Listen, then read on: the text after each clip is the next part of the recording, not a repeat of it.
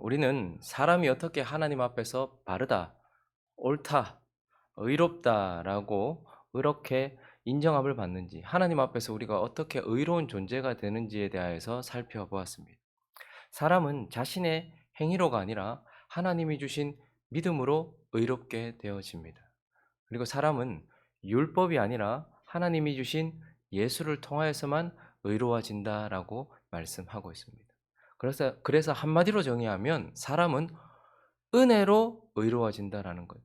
하나님이 주신 믿음과 하나님이 내어 주신 예수 그리스도를 통해서 의로워진다, 이 말은 사람은 은혜로만 의로워진다. 오직 은혜로, 오직 예수를 통한 은혜로 사람은 의로워진다. 이렇게 바울은 선포한 것입니다. 그런데요, 바울이 사람은 은혜로만 의롭게 되어진다라고 선포했을 때에 그 당시에 악한 자들이나 무지한 자들이나 그리고 많은 유대인들은 그 말에 반대를 했고 그 말에 정죄를 했으며 그 말을 비판하면서 그 말에 대하여 그 말을 한 바울을 공격했습니다. 왜냐하면 바울, 네가 지금 말하는 것처럼 만약에 사람에게 아무것도 요구하지 않은 채 한 사람, 예수를 통해서만 이 사람이 의롭게 된다, 예수가 너를 의롭게 한다라고 말한다면 사람들은 죄 가운데 머물지 않겠느냐? 아니, 너에게 어떠한 선행도 요구하지 않고 너에게 어떠한 변화도 요구하지 않은 채 그저 예수를 통해서만, 예수를 믿음으로서만 사람이 의롭게 된다고 한다면 그 사람은 계속해서 죄에 머물러 있지 않겠느냐? 죄를 계속해서 짓지 않겠느냐? 거기다가 너는 죄가 더한 곳에 은혜가 넘친다고 하니 그가 이렇게 주장했잖아요. 로마서 5장 20절을 보시면요. 율법이 들어온 것은 범죄를 더하게 하려 하며 그러나 죄가 더한 곳에 뭐가 더욱 넘쳤다고요? 은혜가 더욱 넘쳤다. 그러니 네가, 사람은 자기에게 아무것도 요구받지 않은 채 자신이 뭘 하든 상관없이 예수를 통해서만 의로워진다. 거기다가 죄가 더한 곳에 은혜가 더욱 넘쳤다고 한다면 사람들이 죄에 머물면 머물수록 은혜는 더욱더 빛나는 것 아니냐. 죄를 지으면 지을수록 하나님의 은혜가 더욱더 빛나는 것이니 결국 네가 전하는 복음으로 사람이 의로워진다고 한다면 사람은 결국 담대하게 죄에 머물게 될 것이고 죄를 더욱더 짓게 될 것이고 죄의 자리에 더욱더 있을 것이다. 그렇게 되지 않겠느냐. 결국 너의 말은 사람에게 담대하게 죄를 지을 수 있도록, 죄에 머물 수 있도록 하는 죄의 허가증이다. 이렇게 말하면서 바울을 비난하고 비판했던 것입니다. 그래서 오늘 이 본문은요, 결국 이 질문에 대하여서, 아니, 사람이 은혜로 의롭게 되어지고 그렇게 되어진다라고 한다면 결국 사람들은 담대하게 죄에 머물게 될 것이고 죄를 더 짓는 것이 오히려 은혜를 더 빛나게 할 것 아니냐라고 주장하는 사람들에 대한 바울의 반박입니다. 그래서 오늘 6장 1절과 2절은 이렇게 시작됩니다. 바울은 그런 사람들에게 이렇게 대답을 하고 있는데요. 그런즉 우리가 무슨 말을 하리요? 아니, 은혜를 더하게 하려고 죄에 거하겠다고? 은혜로 구원받았고 은혜로 의롭게 되었고 그리고 죄가 넘친 곳에 은혜가 더했다, 죄가 있는 곳에 은혜가 더욱 넘쳤다라고 하니, 그러면 은혜로 사람이 구원받으면 나는 죄를 지으면 지을수록, 죄에 가하면 가할수록 더 은혜를 넘치게 하니 죄에 대한 1절요, 은혜를 더하게 하려고 그러면 죄에 거하겠느냐? 라고 그들이 했던 말에 대한 질문을 던지면서 그는 이렇게 말하고 있어요. 그럴 수 없다, 이렇게 말하고 있어요. 논리적으로는 맞잖아요. 아니, 여러분들에게 아무것도 요구하지 않고 여러분들이 지은 죄, 우리가 지은 죄에 대해서 아무것도 말하지 않은 채 예수를 통해서만 의롭게 되어진다, 은혜로 의롭게 되어져. 그러면 우리는 그래? 뭐 계속 죄에 거해도 상관이 없겠네? 혹은 내가 죄가 많으면 많을수록 은혜가 더 커지니까 그냥 이대로 있어도 상관없겠네? 논리적으로 생각해보면 맞는 말 같아요. 그런데 바울은 그럴 수 없다라고 말하면서 왜 은혜로 의롭다 하심 받은 사람이 죄에 더 이상 거할 수 없는지에 대해서 오늘 6장을 통해서 우리에게 말씀해주고 있어요. 한 두 가지로 나눠 살펴보려고 하는데요. 그 첫 번째, 왜 은혜로 의롭게 된 자가 더 이상 죄에 거할 수 없는가 하면 그는 예수와 연합했기 때문에 그래요. 예수와 연합했기 때문에 그건 가능한 일이 아니다라고 이렇게 말하고 있어요. 여러분, 우리 모두는 다 아담과 연합하여서 첫사람 아담과 연합한 자들이었어요. 내가 그것을 인식하든 인식하지 못하든 우리 모두는 다 예수를 믿기 전 첫사람 아담과 연합된 자였어요. 이 말은 무엇인가 하면 아담이 가지고 있는 모든 것이 내 속에 있고 아담이 처한 모든 상황들이 나의 상황이라는 거예요. 연합되어 있다는 것은, 머리와 몸이 붙어 있다는 것은 머리 따로 몸 따로가 아닌 것처럼, 내가 첫사람 아담과 연합되어 있다는 것은 그 아담이 가지고 있는 것과 그 아담의 처지를 고스란히 내가 이어받고 있다는 거예요. 그래서 아담은 부패성을 가지고 있었고 죄책을 가지고 있었죠. 그렇기 때문에 아담은 사망 가운데 처해 있는 그러한 존재였어요. 그러니 우리가 예수를 믿기 전 첫사람 아담과 연합되어 있었기 때문에 아담만 그런 것이 아니라 우리 또한 어떻게 해요? 아담이 가지고 있었던 죄에 대한 책임 그대로 가지고 있고요. 아담이 가지고 있었던 죄의 부패성 그대로 가지고 있는 거예요. 그래서 우리는 하나님과 단절된 채 사망 가운데 있었어요. 그런데 우리가 은혜로 의롭다함을 얻은 것은 오늘 3절은 이렇게 말하고 있어요. 그렇게 됐다는 것은 무엇을 의미하는가 하면 무릇 그리스도 예수와 합하여 세례를 받은 것이다. 우리는 그의 죽으심과 합하여 세례를 받은 줄 알지 못하느냐. 아니 네가 은혜로 의롭다함을 받고 은혜로 구원을 받았다. 이 말은 이전에는 네가 아담과 연합되어 있었지만 네가 지금 이제 은혜로 의롭다함을 받았다는 것은 지금 이제 네가 예수와 연합해 있는 상태다라고 말하는 거예요. 내적으로는 믿음으로 말미암아, 외적으로는 그것을 표시하는 세례로 말미암아 너는 이제 첫사람 아담과 연합해 있던 자리에서 이제는 둘째 사람 예수 그리스도와 연합한 자가 되었다. 합한 자가 되었다. 이 말은 우리가 예수가 가진 모든 것들이 나에게 고스란히 주어지고 예수와 같은 처지에 있다라는 거예요. 그렇기 때문에 예수와 합하여졌다라는 것은 예수처럼 죄에 대하여 죽은 자다라는 거예요. 그래서 오늘 4절을 보시면요. 읽습니다. 4절. 시작. 그러므로 우리가 그의 죽으심과 합하여 세례를 받음으로 그와 함께 장사되었나니 이는 아버지의 영광으로 말미암아 그리스도를 죽은 자 가운데서 살리신과 같이 우리로 또한 새 생명 가운데서 행하게 하리. 지금 바울이 뭘 얘기하냐면 너가 예수의 은혜로 예수로 말미암아 구원을 받고 의롭다함을 받았는데 그러면 예수와 연합됐다는 뜻이다. 그렇다면 예수와 연합되었다면 예수에게 일어났던 모든 일들이 너에게 그대로 일어난 일이며 그것이 너의 현실이다라고 말해요. 예수가 어떻게 되었냐? 죽었다. 죄에 대하여 죽었다. 그러니 너도 예수와 함께 믿음으로 그리고 외적으로 그것을 보여주는 세례로 받음으로 말미암아 그와 함께 뭐 됐다는 거예요. 우리도 죽었다라는 거예요. 뭐에 대해서? 죄에 대해서 죽었다라는 거예요. 예수만 죄에 대해서 죽은 것이 아니라 예수와 연합된 그의 몸된 너도 예수와 함께 죄에 대해서 죽었다라고 이렇게 말하고 있는 거예요. 그래서 6절은 이렇게 말씀하고 있습니다. 우리가 알거니와 이거 당연한 것 아니냐. 우리의 옛사람이 예수와 함께 십자가에 못 박혔다라는 거예요. 예수만 십자가에 못 박힌 것이 아니고 우리가 예전에 첫사람 아담과 함께 연합하여서 죄 가운데서 죄에 대하여 살고 죄에 대하여 그렇게 있었던 것처럼 이제 너희는 예수와 함께 연합되었기 때문에 예수가 죄에 대하여 죽으신 것처럼 너도 죄에 대하여 죽은 자다. 그와 함께 십자가에 못 박혔다. 죄의 몸이 죽어 다시 우리가 죄에게 종노릇하지 않기 위해서 죄와 함께 그와 함께 죽었다라고 이렇게 말하는 거예요. 이 말은 죄 자체가 사라졌다라든지 죄의 존재가 사라졌다라든지 혹은 죄에 반응하지 못하는 우리가 되었다라는 뜻을 의미하지 않아요. 많은 사람들이 여기에 대해서 오해해가지고 우린 죄에 대해서 죽었다라고 말하면서 많은 주석가들과 목사님들이 죽은 사람 어떻게 합니까? 이렇게 막 물어요. 자, 당신이 죽었어요? 그러면 누가 툭툭 치면 반응합니까? 안 합니까? 이렇게. 죽은 사람 반응 안 하죠. 마찬가지로 당신은 죄에 대해서 죽었기 때문에 반응하면 안 됩니다. 이렇게. 근데 그 말이 맞습니까? 우리가 지금 죄에 반응하지 못하는 존재입니까? 혹은 죄가 사라졌습니까? 아닙니다. 죄에 대하여 죽었다라는 것은 죄로 인하여 우리에게 주어졌던 모든 형벌들, 그 저주들로부터 우리가 완전히 자유로워졌다는 의미이고 무엇보다도 죄에 대하여 죽었다는 것은 죄 자체가 없어졌다라든지 죄에 더 이상 우리가 반응하지 않고 우리가 그렇게 반응할 수 없는 존재가 되었다는 것이 아니라 죄와의 관계를 끊어놓으셨다라는 거예요. 마치 이스라엘 백성들이 이집트에서 나왔어요. 애굽에서 나왔어요. 바로로부터 벗어났어요. 그러면 우리 스스로가 이집트로 다시 돌아가지 않는 한 바로는 그리고 이집트의 군사들은 이제 더 이상 홍해를 건넌 우리에게는 아무런 영향을 미칠 수 없는 존재로 만들어놨단 말입니다. 그렇기 때문에 그들이 스스로 돌아가거나 아니면 스스로 굴복하지 않은 한 저기 있는 이집트의 바로와 저기 있는 군대들이 나에게 뭘 얘기할 때 여기 있으면서도 스스로 돌아가거나 스스로 반응하지 않는 한 이제 더 이상 애국과는 관계없는 자가 되었단 말입니다. 그렇기 때문에 죄에 대하여 죽었다. 우리가 하나님께 대하여 죽었다라는 것도 하나님과의 관계가 끊어진 거잖아요. 하나님이 아니 계신 것도 아니고 내가 없는 것도 아니에요. 그런데 우리가 하나님께 대하여 죽었다는 것은 하나님과 관계없는 삶을 살았다라는 거예요.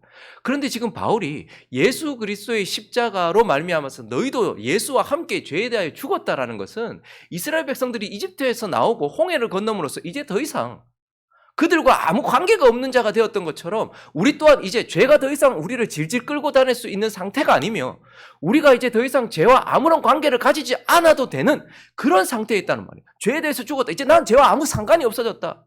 이혼한 두 사람이 갈라섰기 때문에 이제 더 이상 아무런 상태, 아무런 영향을 받지 않은 스스로 굴복하지 않는다면 그런 상태가 되었다라고 이렇게 말하면서 왜 우리가 죄에 더 이상 거할 수 없는가? 아니 예수와 함께 죄에 대해 죽었는데 죄에 대해서 반응하지 않는 존재가 되었는데 어떻게 죄에 거하겠느냐라고 바울이 이렇게 이야기하고 있는 거예요. 마찬가지로 또한 우리가 예수와 연합하여서 하나님께 대하여 살아있다. 지금은 죄와는 관계가 끊어졌고 하나님과는 관계가 연결되어 있지 않느냐. 4절을 다시 한번 보시면요. 그러므로 우리가 그의 죽으심과 합하여 세례를 받음으로 그와 함께 장사되 죄에 대하여 죽었다. 이는 아버지의 영광으로 말미암아 그리스도를 죽은 자 가운데서 살리심과 같이 우리로 또한 새 생명 가운데서 행하게 우리에게도 예수가 죽고 끝났냐? 예수가 다시 살았지 않느냐? 마찬가지로 예수와 연합한 너희도 새 생명으로 살아있다라는 거예요. 지금 살았다라고 이렇게 말하는 거예요. 그래서 계속 5절을 보시면요. 만일 우리가 그의 죽으심과 같은 모양으로 연합한 자가 되었으면 그의 부활과 같은 모양으로 연합한 자도 될 것이다. 예수가 죽고 다시 부활했지 않느냐? 그러니 너희도 그와 같이 부활할 것이고 이미 너희에게는 부활 생명이 시작되었다. 너희 영은 살았고 그리고 어떻게 해요? 몸이 죽으면 다시 부활할 것이다. 그러니 너에겐 지금 새 생명이 있고 하나님께 대하여 살아있다라고 이렇게 말하고 있는 거예요. 그래서 8절과 9절도 보시면 만일 우리가 그리스도와 함께 죽었으면 또한 그와 함께 살 줄 아니 예수가 죽고 다시 살았던 것처럼 그와 연합된 우리도 다시 새 생명으로 살았는 것 아니냐. 그래서요 이는 그리스도께서 죽은 자 가운데서 살아나셨음에 다시 죽지 아니하시고 사망이 다시 그를 주장하지 못할 줄을 알미로 그러므로 너희도 예수와 함께 연합되어 이전에는 첫사람 아담과 함께 연합되어 죄에 대하여 죽고 하나님께 대하여 죽어 있었다. 죄로 죽고 하나님께 죽어 있었다. 그런데 너희가 믿음으로 예수와 연합하고 그것을 드러내는 세례를 통해서 예수와 연합했으니 예수가 죄에 대하여 죽은 것처럼 너희도 죄에 대하여 죽었고 예수가 지금 하나님께 대하여 살아계신 것처럼 너희도 지금 하나님께 대하여 살아있다. 그런데 이런 존재가 어떻게 더 죄에 거하겠느냐. 그게 말이 되는 소리냐. 은혜로 의롭다함을 받은 자는 예수와 연합되어 있는데 예수와 같은 처지에 있는데 예수와 함께 있는데 어찌 죄에 더 거하겠느냐라고 바울이 말하고 있는 것입니다. 그리고 오늘 본문을 통해서 또 하나 아니 은혜로 의롭게 된 자가 죄에 더 거할 수밖에 없는 것 아니냐라고 말하는 그들에게 그럴 수 없다. 왜냐하면 이제 우리는 은혜 아래에 있기 때문이다. 이렇게 말해요. 여러분 그리스도인들이 제일 많이 쓰는 단어 중에 하나가 뭔지 아십니까? 바로 저 단어예요. 하면 은혜 받았습니다. 은혜 받았습니다. 근데 그것만큼 잘못 사용하고 있는 단어도 없어요. 은혜에 대해서 오해하고 있는 거예요. 은혜 받은 것을 마치 자기 마음에 감동받았을 때 은혜 받았다라고 생각해요. 그럼 그거는 드라마를 보다가도 오고요. 저 뮤지컬이나 영화를 보다가도 와요. 그리고 가수들이 노래할 때도요. 눈물이 쭉 흐르고 그거는 은혜가 아니고 감동받은 거예요. 은혜는 그런 게 아니에요. 은혜는 죄로부터 우리를 멀어지게 만드는 게 은혜예요. 여러분 그런데 사람들은요. 죄를 억제하고 죄를 금지하는 것이 법이라고 생각해요. 강력한 법과 처벌이 죄로부터 우리를 억제하고 죄로부터 우리를 멀어지게 만든다라고 생각해요. 그러나 그렇습니까? 바울은 반대로 얘기하고 있어요. 5장 20절을 다시 볼까요? 5장 20절 보겠습니다. 율법이 들어온 것은 뭐하게 하려고? 율법이 있으면 율법은 죄를 금지하잖아요. 죄를 억제해야 되잖아요. 그런데 율법이 들어온 것이 결국 어떤 결과를 가져왔다는 거예요? 오히려 율법이 있으니까 죄가 더 많아졌다는 거예요. 그러니까 죄를 억제하고 죄를 금지하는 것은 법이 아니라는 거예요. 사람들은 법이 있어야지 그리고 그 엄격한 벌에 의한 처벌이 있어야지 죄를 더 줄일 수 있다고 생각을 해요. 그러나 법이 들어오자마자 어떻게 되는 거예요? 범죄가 더 많이 늘어났다는 거예요. 여러분 한번 보십시오. 범죄한 자들에게 법이 있어요. 그래도 그 법이 사람들의 범죄를 줄일 수 있습니까? 잠시 겁을 줄 뿐이죠. 그리고 강력하게 처벌받았다고 해서 그 사람들이 죄가 사라집니까? 그렇지 않아요. 근데 오히려 그러나 죄가 더한 곳에 은혜가 넘쳤는데 은혜는 사실 뭘 한다는 거예요? 우리가 보통 아무 그것도 없이 은혜로 용서해주고 하면 죄를 더 짓게 되지 않을까 생각하는데 오히려 강력한 법이 더 범죄하게 만드는 것처럼 은혜가 오히려 더 죄를 억제하고요, 죄를 금지시킨다라고 말하고 있어요. 그래서 사람들은요, 은혜가 뭔지를 잘 몰라요. 은혜는 그냥 뭐 단순히 그냥 죄를 용서해주고 덮어주는 뭐 그런 뭐 이런 자비 이런 정도로 생각을 하는데, 은혜는 그런 게 아닙니다. 은혜는 강력한 힘이에요. 우리 안에서 강력하게 역사하는 힘이에요. 그래서 은혜 받아, 저 사람 은혜 받았다, 혹은 내가 나 은혜 받았습니다 하면 그 은혜가 우리 안에서 강력하게 역사해서요, 은혜는 말씀을 통하여서 죄를 확 드러내버려요. 우리 속에서 성령을 통하여서 죄를 확 드러내버리고 죄를 파괴시켜버린단 말입니다. 그래서 은혜가 우리 가운데 역사하면요, 우리 안에 은혜가 역사했기 때문에 죄에 대하여서 환멸을 느껴요. 죄가 싫어지고요, 죄를 지은 자기 자신을 미워하게 돼요.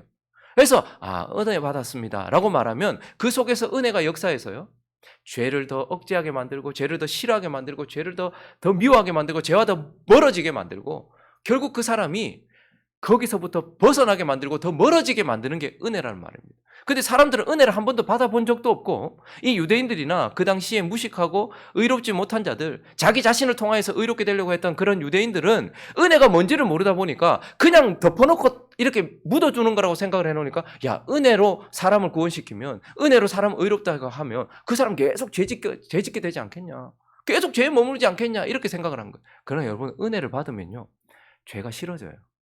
그리고 죄를 지었던 자기 자신도 싫어져요. 그리고 계속해서 은혜가 우리를 이끌고 가기 때문에 죄에 머물 수가 없어요.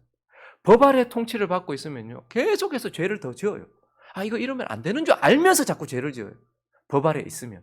그래서 범죄가 더 많아져요. 근데 은혜 아래 있다? 그러면 은혜가 강력하게 우리를 통제합니다. 우리를 억제합니다. 그래서 죄로부터 멀어지게 만드는 거예요. 그래서 은혜는요, 죄로부터 우리를 용서해 주는 능력이기도 하고, 은혜는요, 죄로부터 우리를 건져내는 역사이기도 하고요. 그래서 은혜는 우리에게 죄와 멀어지게 만드는 역사이기도 하지만, 죄로부터 우리를 건져내는 능력이고, 죄로부터 우리를 멀어지게 만들어주기 위한 책임이기도 해요. 그래서 은혜를 받은 사람은요, 결코 죄에 머물 수가 없어요. 은혜가 그 속에서 역사하기 때문에 그래요. 그래서 오늘 바울이 죄가 너희를 주장하지 못하리니 이는 너희가 법 아래 있지 아니하고 은혜 아래 있음이라. 은혜 아래 있습니다. 죄가 너희를 주관치 못한다. 왜냐하면 율법은 너희에게 죄를 짓지 못하게 못 만들었다. 그러나 은혜는 강력하게 역사해서 너희 속에서 더 이상 죄를 범하지 아니하도록 계속해서 그래서 여러분, 교회에서 뭐 받으라고 얘기하는 거예요? 은혜 받으라고 얘기하는 거예요. 은혜를 받으면 그 은혜를 주시는 하나님이 그 사람에게 강력하게 역사해요. 그래서 더럽고 추악한 죄를 저지르는 자들이 자기 자신을 보게 되고 이것에 대하여 환멸을 느끼고 그것과 멀어지게만. 그래서 은혜를 받아야 돼요. 자꾸 법으로 통치하려고 하고 자꾸 뭐 율법, 뭐 요거 하지 마세요, 저거 하지 마세요, 요렇게 하지 마세요, 저렇게 하지 마세요, 이런 법은 결코 그 사람을 범죄로부터 멀어지게 못 만들어요. 근데 은혜를 받으면 그 사람이 더럽고 추악한, 그렇게 옆에서 이야기하는, 제발 좀 그것 좀 하지 말라고, 제발 좀 이렇게 하라고 얘기하는데도 그렇게 변하지 않던 사람이 은혜를 받으니까 죄로부터 멀어지고 하나님과 가까워지면서 삶이 바뀌게 되는 것이죠. 그래서 바울은 어떻게 은혜로 의롭다함을 받은 자가 죄에 더해서 거하겠느냐, 네가 은혜가 뭔지 모르는구나. 은혜는 그런 게 아니야. 은혜 아래 있으면 죄와 멀어지게 돼 있기 때문에 더 이상 죄에 갈 수 없어. 이렇게 말씀하고 있는 것입니다. 말씀을 정리하겠습니다. 참으로 안타까운 일 중에 하나는 세상 사람들이 자기가 지금 처해 있는 현실을 전혀 모른다라는 거예요. 우리 주변에 예수 믿지 않는 사람들이 지금 자신이 어떤 처지에 있는지 전혀 몰라요. 자신들은 지금 아담과 연합하여서 고통 가운데 살다가 결국 영원한 사망에 이르게 될 거예요. 그런데 그런 처지를, 그런 현실을 그 사람들은 전혀 인지하지 못해요. 참 안타까운 현실이죠. 근데 그것보다 더 안타까운 현실이 뭔지 아십니까? 세상 사람들이 자신의 현실을 인식하지 못하는 것보다 더 안타까운 현실은 그리스도인들이 자신의 현실을 인식하지 못하는 것. 지금 우리가 예수와 합하여서 죄에 대하여 죽고 하나님께 대하여 살아있는데, 지금 우리가 예수의 은혜로 인하여서 그분의 은혜 아래 있는데 지금 내가 그런 상태에 있다라는 것을 전혀 인지하지 못하는 것. 이게 더 안타까운 현실이에요. 세상 사람들이 아담과 연합하여 지옥을 향해 달려가는 것, 그걸 모르고 달려가는 것보다 더 안타까운 현실이 바로 그리스도인들이 예수와 연합하여 죄에 대하여 죽고 하나님께 대하여 은혜 아래 있다는 것을 모른 채 그저 세상 가운데서 방황하고 있고 그냥 그렇게 살아가고 있는, 이거 정말 안타까운 거거든요. 그래서 오늘 이 말씀을 마치면서 10절과 11절 외우시기 바랍니다. 읽습니다. 시작.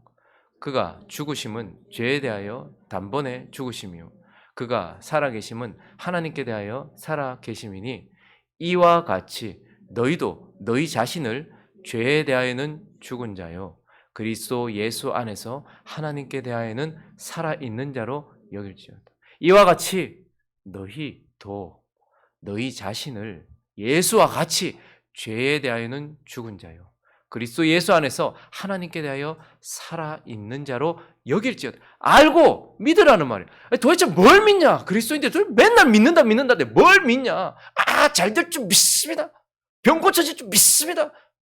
복 주실 줄 믿습니다. 그게 아니고 말씀에 근거해서 이와 같이 너희도 너희 자신을 죄에 대하여는 죽은 자요 그리스도 예수 안에서 하나님께 대하여는 살아있는 자로 여기라. 네가 지금 그런 현실이 있고 그게 사실이고 그게 진리고 그리고 그것을 네가 알고 믿으라. 죄에 대하여 죽은 자가 어떻게 더 죄에 거하겠느냐. 그리고 한 가지 더 14절 읽습니다. 시작. 죄가 너희를 주장하지 못하리니 이는 너희가 법 아래 있지 않고 은혜 아래 있습니다. 죄가 우리를 자꾸 약동할 때 저기 멀리서 홍해 저 건너편에서 이집트의 바로가 야 일로 돌아와 똑바로 앉아 무릎 꿇어. 근데 홍해 건너놓고 우리가 거기 겁낼 필요가 뭐가 있어요?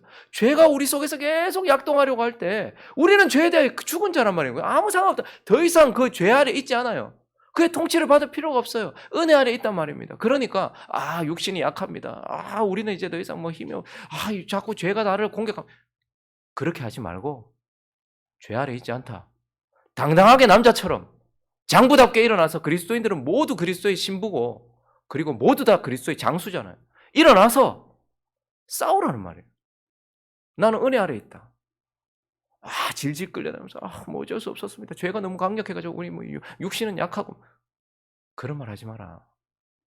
우리의 현실을 정확하게 인식하고서 믿어라. 나는 죄에 대한 죽은 자요 하나님께 대한 살아있는 자다. 나는 법 아래 있지 않고 은혜 아래 있는 자다 라고 고백하면서 이번 한 주간도 승리하는 삶 살아가시기를 예수 그리스도의 이름으로 축원합니다.